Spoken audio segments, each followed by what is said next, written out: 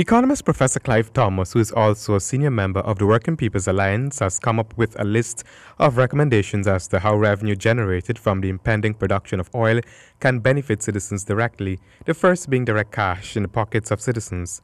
Should be dedicated to giving cash transfers to every single household in this country.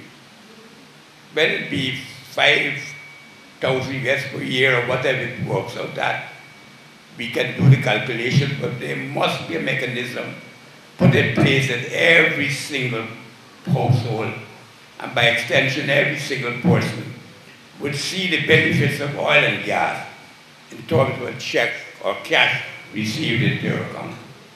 I believe, as the first speaker said, there can be no better spender of resources that a person wants than they themselves.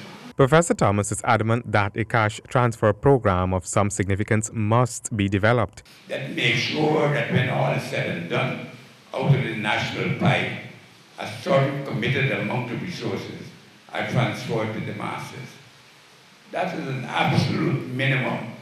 And what I'm afraid of is that the national debate is removing that further and further from reality. People are talking about how this will not consort with the IMF and the World Bank. People saying that this is a fruitless and wasteful expenditure of resources. The renowned economist, who was addressing residents of Buxton, East Coast, Demerara and other stakeholders at the UC Koyana Emancipation Symposium, said he doesn't feel that giving cash transfers to persons is a waste of resources. Without any fear of contradiction, that cash transfers the single most effective means of combating poverty.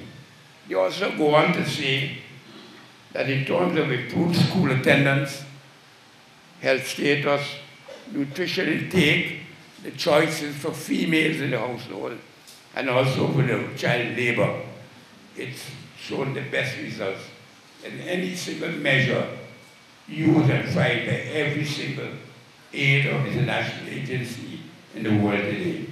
He added that the decision cannot be left to the government or any government as a matter of fact to solve the problems of the poor and powerless. Meanwhile, Attorney at Law Nigel Hughes stressed the need for citizens to be proactive. He shared the view that decisions have to be data-driven.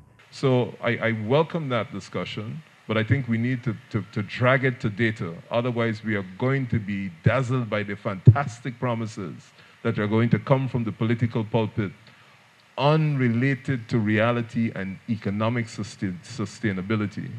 And that is a dangerous place, because once we hear the music and the crowd start going, we running down the road to vote for who giving us more money without any thought about how they're going to pay it. And when they get in, they're going to pay themselves, we will have none, and they're going to come back and tell us about ethnic loyalty. So my urge is that I think it's a very, very useful discussion to have, and I fully respect the view advocated in terms of the transfer of wealth, but I think we need to have that broader discussion with more information. The venue of the event was the Friendship Primary School. Handel Duncan, HGP Nightly News.